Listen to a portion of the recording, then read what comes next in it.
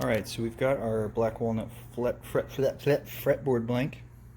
This is where the nut's going to go, if you can see that. Let me turn on the light. There we go. So I've got a little bit of space on this end. The nut is 6 millimeters. And then, so this bottom line right here is where our scale length starts. We'll line our frets out along the center line and make sure they're perpendicular to the center line. And the scale length on a 34-inch base, the fretboard length for a 34-inch scale base is 25.5 inches if I want 24 frets, which is right here.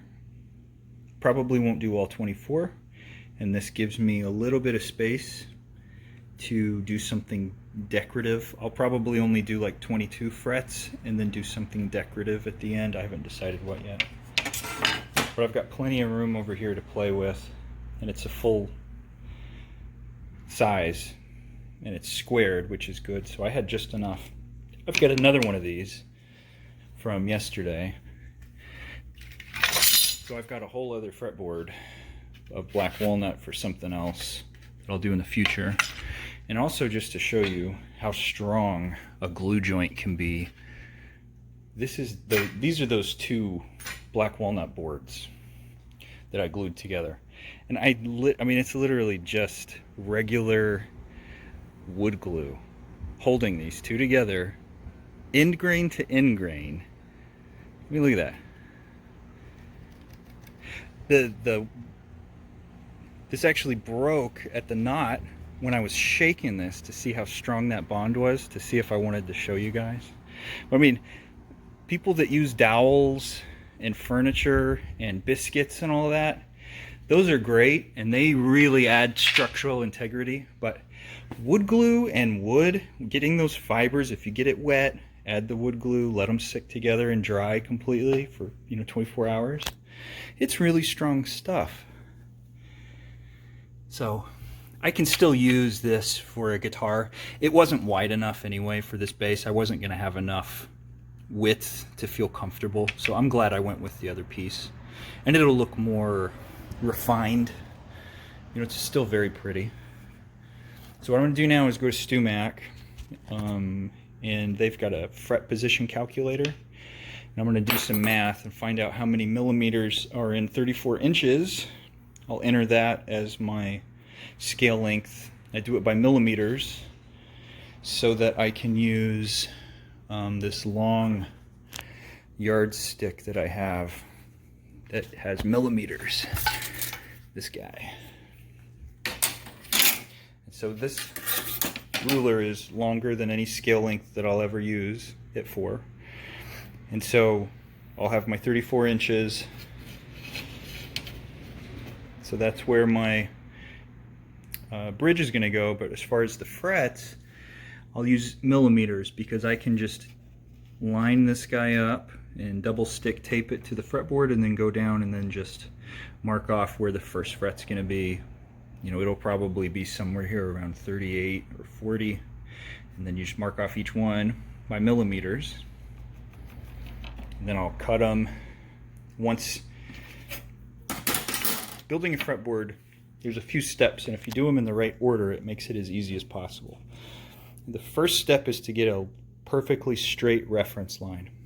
A lot of the wood that you buy for fretboards usually comes this way, but if you go to a hardware store, it's already got a jointed flat surface. So you use that surface to get your center line. I do that using a contractor square. Once you have your center line, you can lay out where your nut is, and those lines need to be perpendicular. And you can start laying out where your frets go using a square. Then you can cut your frets down to the right depth using a square.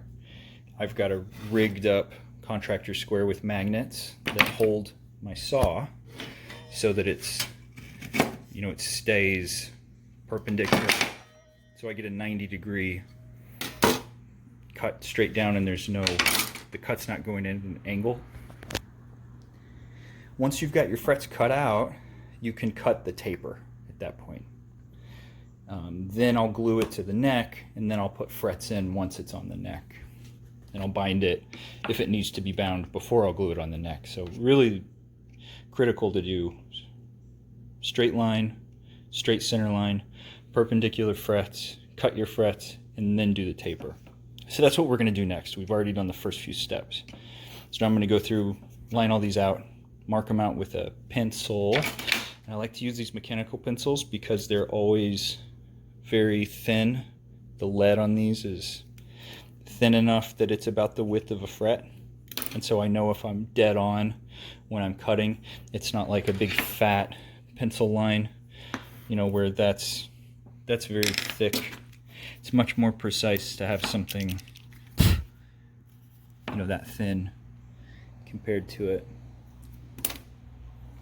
And our jumbo frets came in, so I'm using these just simple nickel silver, but they're the jumbos.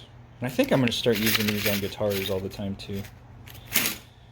Just because they're bigger, they're easier to, you have more room when you're flattening a fretboard and recrowning everything. So I'm going to lay out the frets, then we'll do the taper, and then we'll decide what I'm going to use to bind this. So I pulled up StewMax fret calculator, and a 34-inch scale length comes out to 863.6 millimeters.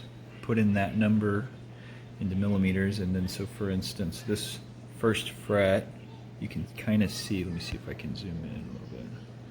There's a little line right there. Looks like it's at 45, 46, it's probably like 48.2 millimeters. And so there it is. You get down here, and so this one is at 520 millimeters. This one's at 500 millimeters. It's probably 499.2 millimeters or whatever. And I round off if there's a difference. But we're talking about millimeters, and so it's very insignificant, the difference. And so now that I have each one of my frets marked with a little line, I'm going to take my square, draw a line, and then come back later with that other square that I have that's got magnets, and we'll use my fret saw, and I'll mark off the depth that I want to go to, and we'll cut some lines across this. I've also established my taper. It's just under 60 mil. There's two spots. Let me see right here. You can kind of see it. That's the string spacing. So I went and lined up my laser again. So let me put these lines in. So we have frets laid out. It took me exactly 4 sips to lay out all of these frets. So with the 5th sip, we are done. So here's my handy fret slotting rig. I put, you know, some dogs in so I can keep constant pressure this way. And then I use this straight edge. So I've already got 2 slots cut out right there. I use this fret saw. It's really dull. This is going to take forever. But I just line it up. Let me see if I can get the line in here. Yeah, so you see that line. Just put the saw on the line and then cut it. But the beauty of having squared and parallel fretboard is that, like for instance, this is the first fret. When I'm down here, I need all of this room to get a, you know, a good whatever that is, just to lock the pressure and have a straight, I don't know what I'm saying right now, but my point is if I were to get down here, say to the 23rd fret, I mean, look, I don't have any room, so I'm not going to be able to maintain that angle. But if the sides are parallel, you know, now I can come down here to the 23rd, 24th, 25th fret or whatever and have all of this stability. So I'm going to just go through and keep cutting these, and then I'll probably lay out my laser one more time and subtract out however much I'm going to use for the binding. I'm going to bind it with Purple Heart. And I had some strips I thought I was going to use, but they're not thick enough. Yeah, here. This is an old cutoff that I've had forever. And it's just not consistently thick enough. I'd have to run it through my thickness sander. And it's only enough to do, you know, one strip. There's not enough left over. So I'm gonna have to cut out some pieces from this guy. And so I'm gonna have to thin these anyway. So, but I'm gonna just cut these out while it's nice out. Man, that really just tears my fingers. You get really strong hands from cutting freaking fretboards. Man. So here they are. Got them all cut out. Cool. So we'll double check our taper. I haven't cut out the nut slot yet. Do that last. It's pretty important. I'll show you near the end the way I, you know, form fit the nut to the fretboard is I'll wrap this thing in some sandpaper and literally just sand its groove. I'll cut down as far as I can and then chip out as much as I can, but then I clean up the pocket with the actual nut itself. So that way it's really nice, no gaps. So far so good. Try to go down a little farther than I should because I'm going to bind it and I don't know how much I'm going to take off. I've decided I'm going to do a 12-inch radius on this. The other radius block that I have is just, it's too tight. I'd rather have a flatter. And so we shall see. I think I'm going to put this thing on the body or on the neck and see what it's going to look like. Alright, so I laid out my taper again just to be double sure with laser, and I used the nut and everything. Let's see. Let's go out here where there's some light. So the width of the neck, I even threw some strings on it just to be sure. That's the taper that we're going with. It's 60 millimeters. So those inside two dots, right, let me see if I can touch it with my thumb. This dot on the inside, that's where the strings are going to go. So there's our taper. What I was able to do once I had this 60 mil at the widest, took my Purple Heart chunks, subtracted out the difference between the thickness here and here. So now we've got a 5-piece neck that is exactly 60 millimeters. See how perfectly it fits in those lines. Let's see if I can line it up. So that's the, there we go. This belt wasn't clamped. So that's going to be our neck.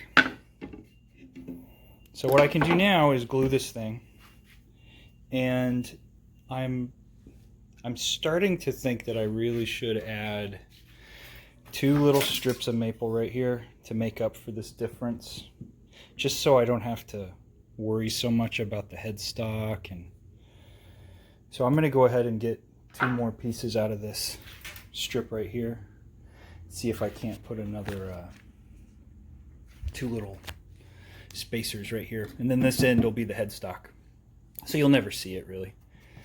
Actually, I might make this the tail end because that's where the bridge is going to go and it'll hide it, so maybe that's what I'll do. But this is going to be the final width of the neck.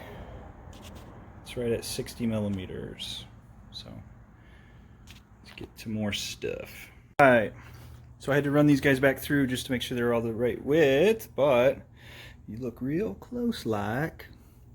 You see there's going to be 2 seams right there. And then I got to be careful about this seam right here, because these are a little different in thickness, which is going to make it appear like there's a gap, but really it's just an overhang. And I mean, there it is. So I think what I'm about to do is glue the neck, the 5-piece. And how many inches is this thing now? We got 34, there's 40. So if let's do it like this. We can use the fretboard too.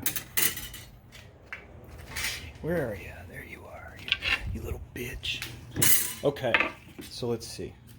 If my bridge is right there on the body, my nut's going to be about right there. Okay, and that's a lot of room. That's more room than I need rather, for the back. That would put my 34 inches right here.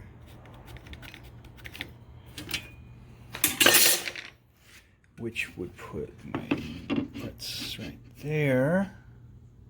Yeah, see, now I've got plenty of room for a nice headstock. And it'll give me a chance to kick this away from the back a little bit. I kind of want some space back here. Anyway, and it'll allow me to have a bigger body. 22 frets, so I haven't decided what I'm going to do yet with that. String through. This neck is huge. Alright, so what I'm going to do now is glue it up. Get everything wet, put some glue on each surface, clamp everything together, and the friction, the clamping pressure should be enough to hold these joints. I'll just whack them with my mallet to make sure they're good and tight against each other. This is going to be under the fretboard, and it's probably going to be in the back of the body, or it might be the back of the neck, so you're probably not going to see that. And then these guys, again, I'm thinking about putting the bridge here, and they'll cover up whatever gap you might see, because they should lay, you know, directly on top. Actually, you know what? We can also check that. Where's my string spacing thing? Here it is. So I'll tell you exactly where the strings are going to fall. So they're going to fall exactly everywhere but that place. So you might still see it. Oh well, who cares? You know, that was a lot easier than I thought it was going to be, considering all of the stupid stuff I have to do. So she's all glued up. These turned out a lot better than I thought they would. They are like going to be invisible. Same with this guy. Really nice. So I had to, so I want to maximize the width of this thing. I had to make sure that the Purple Heart is within each of these strips, and so it's kind of close in a few spots. Like this right here kind of scares me, but this is going to end up being the headstock end. So what I do is, once this is glued and dried, I'm going to run this side on my jointer planer, this one, and get a flat reference. This is going to end up being the top. The fretboard's going to lay on this side and all that stuff. That ends the back. This ends the front headstock. Once I get my top referenced, I can put my fretboard. I can start looking at gluing up the wings. In fact, I need to cut I still need to glue together some pieces for the sides. But I really just kind of want to focus on the neck and the headstock right now. So next step is to, I'll cut off that once it's dried, this little excess piece right here, and then I'll decide where I want my headstock to go, and we'll lay out our scarf joint, cut a scarf, glue that up, then I can do the truss rod channel. At that point, get close to gluing the fretboard on, and with cutting the strips of Purple Heart down to size, I have these now for binding. And so I haven't decided which one I want to use. This one is probably more likely to be binding. It'll end up being about 1/8 of an inch. This is thick enough that I could use it for other things. And so, save this right here. So to thin this guy out, see both sides have tool marks. And it really needs to be parallel. So I'm going to have to run this thing through my rigged up sander guide to get a consistent size on this, and then cut out some strips. I'm not going to do that today. I'm going to put all this stuff up and let the glue dry.